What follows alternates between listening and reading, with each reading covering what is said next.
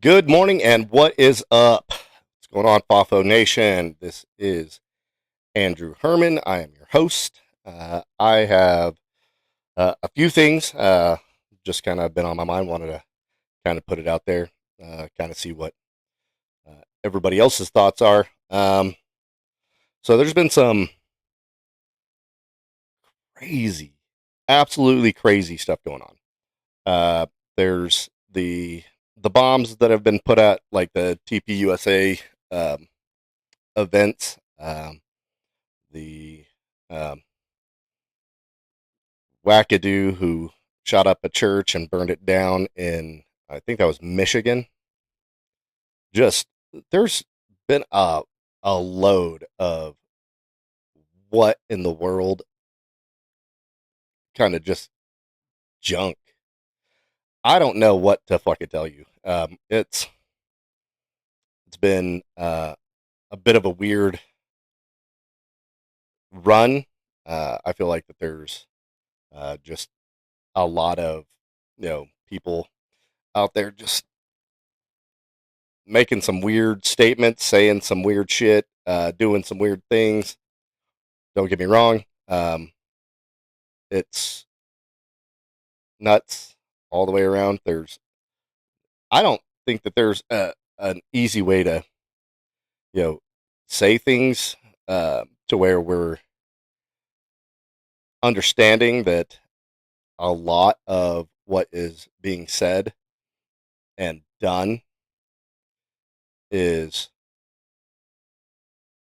uh, just absolutely nuts. Does anybody know exactly why these people are doing these things? Not necessarily. The dude who shot up the church and killed four people and burned down that church. So far, everything I've seen, the dude has just had a problem with the Mormon Church, LDS, whatever you want to call them. But it's really weird. There's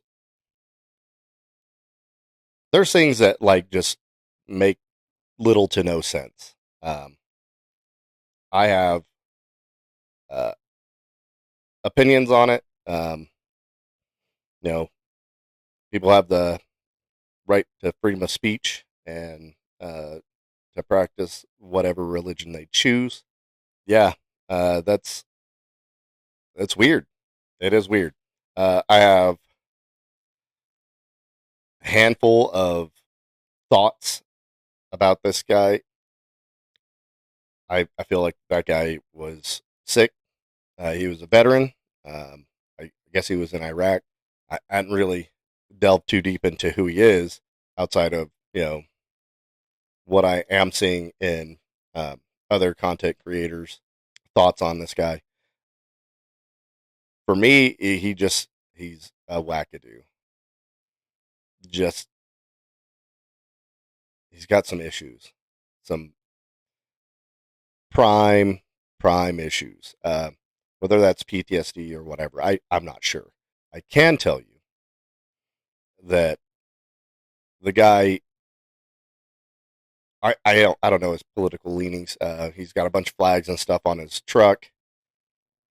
Apparently, he had a sign on his fence that said Trump Vance, and then a stop sign underneath it. I can't tell you if it was a Stop Trump or Stop Trump Vance or whatever it was. Um, it may have just been like a sign that he had. I don't know until like that. There's something like really concrete. I don't. I'm not going to say what his political leanings are. He could have been a Trump supporter. I have no idea. I think that going to a church and you know shooting a church up, that's as bad as going to a synagogue or no, what's that other one? Uh, like Shaolin temples or anything like that, and doing that. It's uh, reprehensible, uh, gross, really. the fact that this dude did it, and I mean, he really had some problems. I guess there's a guy who was running for something there, mayor, governor, whatever. I don't know, but he spoke to him like 2 weeks before and said that like once the LDS church was brought up, the guy kind of got weird. But that's kind of what it looks like. It was a religious thing. Uh, I don't know that that's better. I feel like that he's a really disturbed individual. I don't know what his experience has been with the VA. I can tell you what mine is. Uh, it takes a long time for shit to get done. I had made appointments, and it took 6 months to you know 9 months to get appointments, and then those usually they'd get canceled, and then they'd reschedule it, and um, sometimes I would be able to make it. Sometimes I just wasn't. Actually, just recently missed a VA appointment because my car broke down, and it was about I have to drive about an hour to get to my appointments, and uh, I was already running late because I had stuff with my kids. I have 7 kids in this house, so they had their appointments in the morning. I got them to theirs. Then I came home to do some some podcasting work, some editing, and then when I went back out, my car would start, but it wouldn't go into um, drive. So uh, figured out what it was. I got it fixed. It was more of a pain in the ass to get a tow truck to come out here and get it, but it did happen. Um, just if the guys you know got PTSD and not seeing a counselor or a therapist of some sort, you know there is that possibility. And with that being issues I've experienced, it took me 9 months to get in with a counselor. Then I was in therapy for 3.5 years, 3 years, 3 or 3.5 years. I can't remember. Um, and it helped. It really did. If you ask my kids, I am a completely different person. It takes a lot to get me upset. Like I don't yell at them, and I used to yell all the time, and my kids are like, "Ah, you're really different, Dad. You're not like you were. You were mad all the time. You would just lose it sometimes, and you never hit us, but you scared us." And I think that when my oldest son was like 15, my oldest son, he's 21 now. When he was 15, he told me that he was afraid of me, and that's what really drove me to go get help. I didn't realize I had PTSD. I had no idea. I just thought everybody had a hard time sleeping. Um, but it is what it is. So no big deal. After going and getting counseling and receiving help, um, looking at you know my behavior and how I was handling things, I really worked hard at my treatment. Just because I'm not one to shy away from the hard things. So I started off with the death of one of my kids uh, when I very first started, and my counselor was like, you know, nobody can say that you're taking this lightly. You're going after something that's pretty heavy. And my son Brett, he passed away February 1st, 2009. He was 3 years old. Uh, I was there, saw it, messed me up, and I stayed in the military from there until 2017. Thought I was doing pretty well. I was still having nightmares about him, even when I was out of the military. Which, looking back at it, I should have gotten help sooner. I did go to grief counseling, but that lasted, you know, 3, 4 months maybe. I have had thoughts of suicide, so I did get help for that. I never had a plan. I had the thought. I was on an island uh, off the coast of San Diego, is San Clemente Island. We were doing training, and I think it was like my last day, or the day, either day before or the last day period of my training that I was out there doing, and I had this thought, and it scared the shit out of me because I'd never had that thought before. Uh, I'd suffered from depression before, um, so in high school, my grandmother passed away. This is my junior year. Uh, I want to say it was in April, because I just went to a regional track meet and qualified to go to state. 2 days before we were supposed to leave for state, um, my dad showed up to the school, and I was, you know, pretty excited to see him because I love my dad, and I thought he was going to take me out of school. I thought I was going to have a good time. Uh, and then he said, "You come walk with me," and I was like, "Okay, this is not what I thought it was." My grandmother passed. She lived in Oklahoma, and we'd went and visited a couple weeks before, and that was the last time I ever saw my grandmother. Then my mom, because I was going to skip state, I was just going to go to the funeral. My mom was like, "Is that what, you know grandma would have wanted for you?" I was like, "No, she would want me to go to state and, you know do what I love doing." And so I went to state, and the rest of my family went to the funeral. After that, my best friend was in a car accident. I want to say that was in October. So it's been a while. He and I'd kind of had a little falling out prior to this, prior to him passing away. At the beginning of the summer, he and I'd had a little falling out, uh, just because uh, I smoked pot when I was a kid, um, and I kept talking to him about quitting because he was getting into some other drugs, and I was not okay with it. And when uh,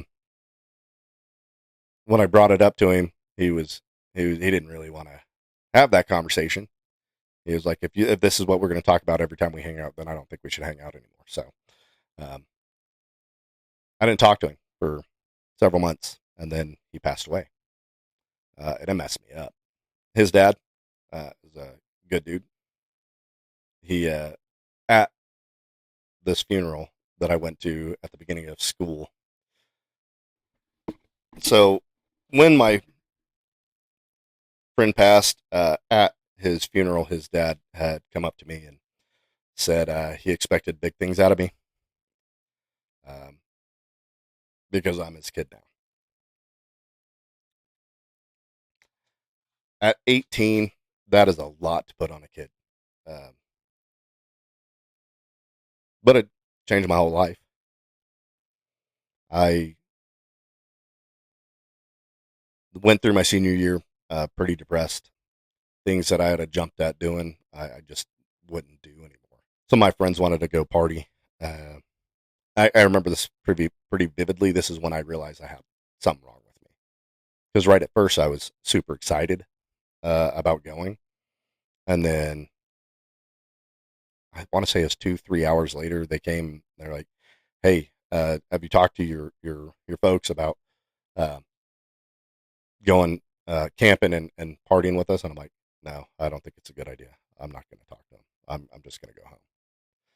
And that's when I could see the look of disappointment on my friend's face, and I've got 3 or 4 people standing in front of me, expecting me to show up and be there with them and hang out and party with them, and all I could do was, you know, my best not to cry. So I I went home. I talked to my mom. My mom said she did notice that there's some uh, things that she noticed. She said I seemed down all the time. And then I talked to my dad. My dad has had uh, suffered from severe depression, which ultimately ended his life last November. He took his own life. So I understand depression really well, and I'd never had the thought of harming myself or anyone else for that matter until that freaked me out because I was not used to thinking that. I love myself. You ask anybody, I'm a selfish prick. Well, not so much now, but when I was younger, I definitely, was that way. I It scared me. It really did. About 4.5 years ago, I was getting divorced. I was, uh, I'd been married to her for 12 years, and when my marriage was ending, I was absolutely terrified. I didn't know what I was going to do. I had thoughts of ending my life. Um, I can honestly say that my dog saved my life. I had a red Doberman. Her name was Syn, Syn. She was named after a Norse god or goddess. She was the keeper of doors and passageways. She was a protector. And my little red Dobie, she was my best friend. I loved her. She was great. And when my ex-wife moved out, and then all of my kids were, with their moms. My 2 older kids were with their mom, and my 3 younger kids were with their mom. I was home by myself, and I didn't know how to be alone. And Sin would sleep in bed with me, and every time I had those thoughts that I was gonna, hurt myself, man, she knew because she was right there. She wanted me to play with her. She wanted me to, you know, be with her. If I locked her out of the room, she would paw at the door and whine until I opened the door.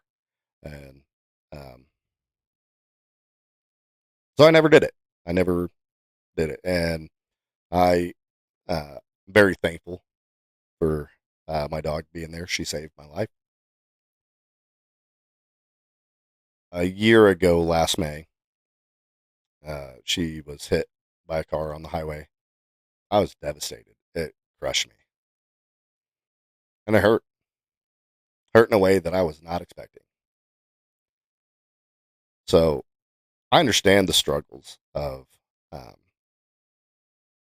people who go through depression and have suicidal ideations, and that's just the way that is. When you feel like nothing you're going to do is going to fix anything, yeah, the despair of it. I understand that, but when you turn that around and you think just going to go shoot up this church. I don't understand that. It's needless, wanton violence, and I don't. I don't understand that. There are things about violence that I understand, like most members. I can't say all, but most. We are unfortunately blessed with the gift of violence, and I say unfortunately because you know there is no one on earth that is more anti-war than a veteran or a service member who understands what they would be doing. And my father was a pacifist. Uh, my dad never threw a punch in anger, and he's a preacher. He was, bizarre. He was a gay man that was a preacher. Not so much in like actual title, but when our preacher was gone, my dad would do services, and his voice would shake, and he would be filled with such emotion that he would cry a lot during it. And a lot of it was he wasn't a public speaker, and he wasn't. He dreaded it. The Easter before my dad took his own life, we had family coming over to my house so we could celebrate Easter together. And we asked Dad to, say some words, and he was like, "Oh, 50 people's a lot," or I think it was 48. It's like 48 or 50 people. He's like, "Well, if it was family, it'd be different." I'm like, "Dad, they're all family." uh, we counted all the kids and everything too, and he was like, "Oh," and he was still nervous.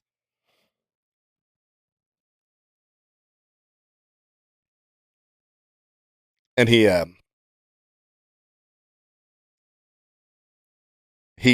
is a fan of Boone's Farm Strawberry Hill wine. That was like one of it was his favorite, and I tried to give him some. Apparently, my wife had tried to give him some, and my aunt, uh, my aunt had tried to give him some before he spoke. Um, when he was done, he had a couple glasses of it while we were eating, and he was like, "Man, maybe I should have had that before." And I was like, "I offered." That was funny. Um, but being gifted with aggression and and violence, most service members don't view it as like a gift. Most of us feel like it's an obligation. And this is from my experience where I've had to mentor and talk to my my brothers and sisters in arms. It's it's a burden. It's a duty, and it gets heavy when you're having to know the expectation of what is expected, and it gets hard.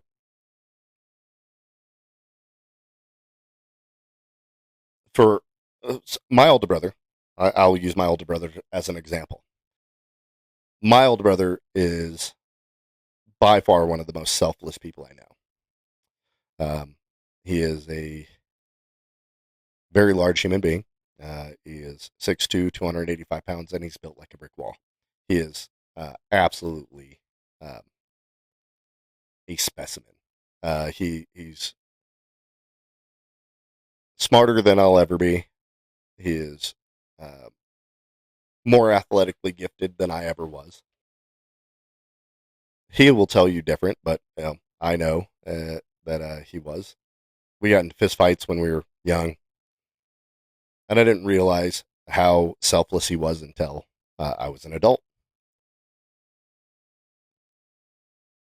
He's an EOD tech. He walks up to bombs on purpose. I used to tell people what he did, and I would say he's a professional moron. And I was telling him how I talk about him, and he was like, uh, "My pronoun is idiot. I prefer the term idiot." And I was like, "Okay."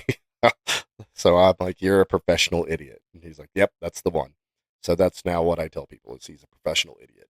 Walks up to bombs on purpose, and to do that and know that at any second it could be your last. That's an adrenaline rush I don't need in my life. But he does it. He because he's like, if I don't do it, one of my teammates is going to have to. So I do it. I'm like, okay, well, I love you. Don't die. I would be very hurt if you died. And um,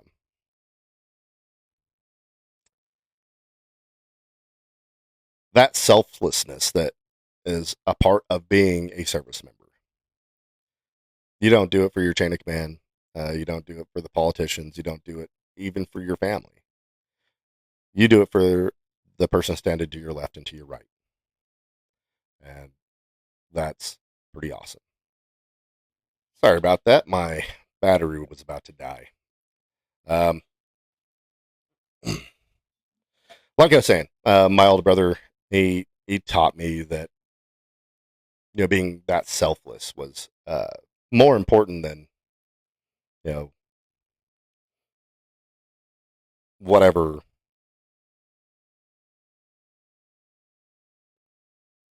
reservations I had. He put me onto a book. It's called On Combat. It's by a retired lieutenant colonel, David Grossman. Uh, Smart dude, and I struggled with being in the military, not because of my job or what I was doing, but what I was being expected to do. Um, I had a hard time, you know, resolving "Thou shalt not commit murder" and um, killing for my country. I struggled with it pretty pretty well after reading that book and um, really understanding that uh, the difference between committing murder and killing for uh, my people. I was much more at ease with it. It wasn't. It's not something I take lightly. It was just something that like I struggled with when it came to looking at the things that are going on right now. Seeing people that are really not dang flies. What seeing people, you know, just the poor little girl on the bus. I can't imagine um, why that guy did what he did. Um, she seemed to be minding her own business. From the video, she didn't even speak to him. She was, you know, on her phone, minding her own business, and this guy, stabbed her, ended her life. For what?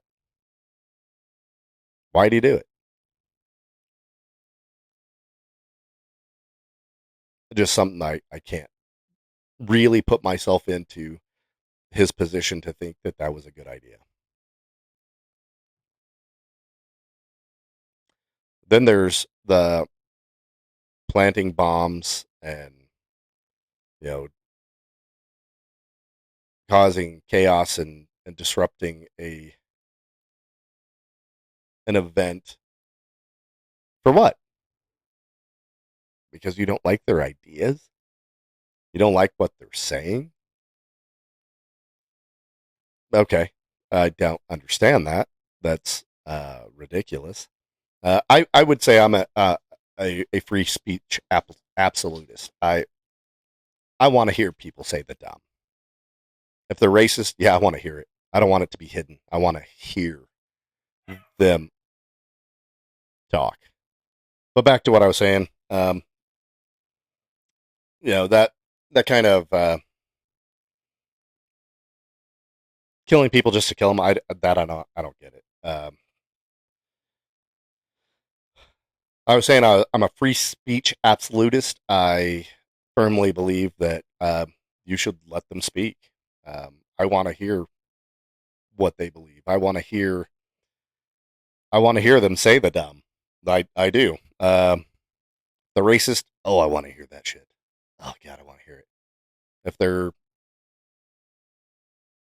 espousing like crazy conspiracies, I want to hear it. I do. Calling for violence. Sure, I don't necessarily agree with it. You'll never hear me do it, but I don't think that we should arrest people for it. I think that